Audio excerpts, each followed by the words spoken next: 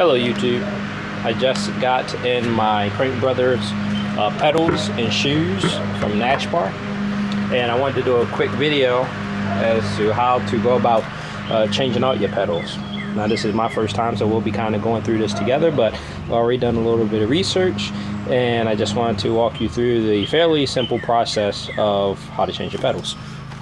Now just a quick kind of like, why should I change out my pedals? I do a lot of mountain bike riding, and I just have basic, as you see, basic plastic pedals that came on my trek bike, and sneakers, regular tennis shoes. Well, aside from that not being a very efficient way to pedal, because you're really only getting power when you push down and not as you pull your foot up through the rotation. I also noticed my foot was slipping a lot when I was riding, and also I was spending a lot of energy just kind of micromanaging my foot, okay, as to where I was gonna put it on the pedal. Okay, now you know, sometimes you're mountain biking and you're going over a bump and you know you got your foot on the pedal and it slips off to the side, and then you got to pick your foot up, put it back in the center, you know, and you know, over the course of miles, really, that really kind of wore me out. So I decided to go ahead, invest in some pedals. I got a great deal on them, like I said, through Nash Bar, and they came fairly quickly. So what you'll need are your pedals. These are the Crankbrothers Eggbeater 1 pedals. You'll need some grease, and this is just some basic waterproof grease. You also need a pedal wrench. Okay, you can get something like this. This is a Nash Bar brand that was fairly inexpensive. Park Tools also makes one, but the reason why you want this is to take off the old pedals, and you'll need an 8mm Allen key to put the Crankbrothers on. But the reason why you want to get a pedal wrench instead of a open-end box wrench really is because the box wrench, okay, doesn't fit down here. The width is too thick for it to fit on here. So see, that won't fit, but this will. Okay, and so that's what you want. So we'll start with the right side pedal first. Hopefully you can see I got this up on the tripod, but hopefully I get everything in view. But what you want to do is you want to start with the right or the drive side where you have your chain and sprocket. Okay? And this is normal direction, righty-tighty, lefty-loosey, so we're going to go counterclockwise, which the bike is upside down because I don't have a stand, so this is going to be going up. And what you might want to do is just put your hand on the other pedal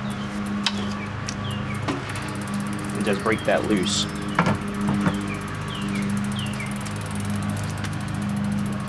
Once you get that off, just spin the pedal off.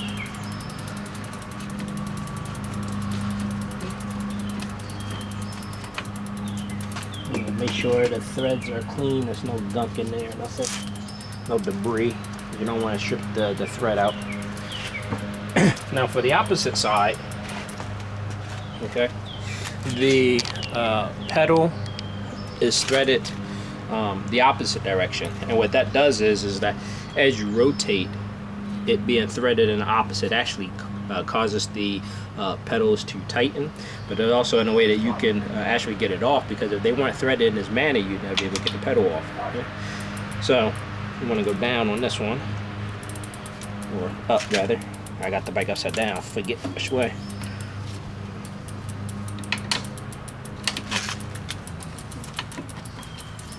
Go ahead and spin that off. And you got your old cracked little pedal off. And we'll check the threads, make sure there's no debris or anything like that in there. Get the pedals out.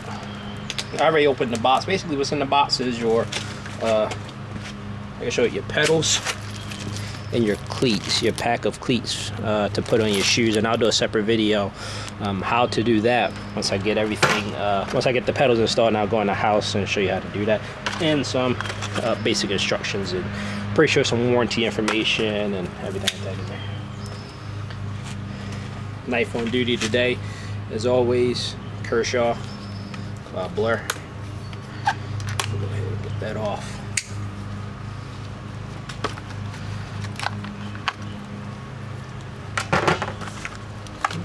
Like I said, these pedals here are going to take an 8mm hex key or Allen key to install. Now look at them, they're very lightweight. I got these over the, I believe it was the Candies. The Candies has a little platform, but that platform, it takes away 2 sides. This is 4-sided, so you could clip on. Pretty much, you don't have to worry about flipping it over like the Candies or the Shimano's. I was looking at the 520s or the 540s Shimano pedals. Those are 2-sided, but I figured being a newbie kind of at this is my first set of clipless pedals, especially mountain biking wise. You really just need to, sometimes you just need to snap in or clip in relatively fast. You don't have a lot of time to, you know, you may not be in a position necessarily to flip the pedal one side or the other, so that's why I went ahead and got these. I don't see a direction on them in terms of left side or right side, so I'm just going to go ahead and put them on. Take a little bit of grease, get a little bit of the waterproof grease, fix this bike, and what that does is keeps it from binding. And you know, mountain biking, you know, you may splash through a puddle or a river or something like that. So we just take our finger, add a little bit of grease. You also need grease when you put your cleats in your shoes. So we'll take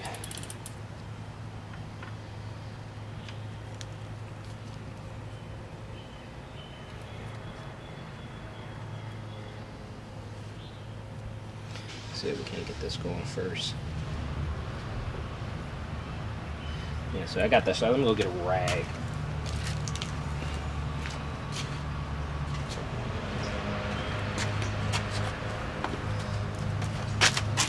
Summertime, I got my good shorts on. Hate to mess them up.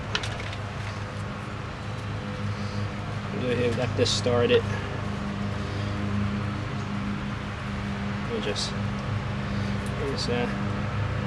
now his torque specs are on the pedal is 34 Newton meters, but I don't feel like breaking out the torque wrench, so we'll just tighten these up really snug. That's good. Now for the other side.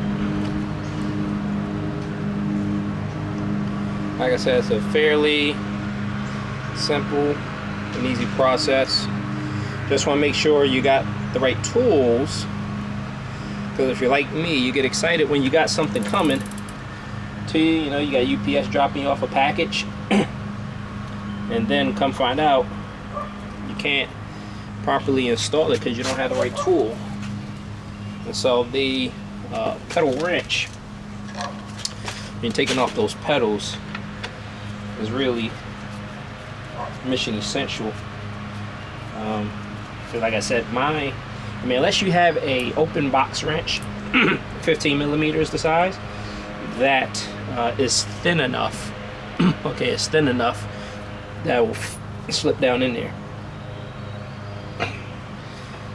and that's it. Those are the pedals.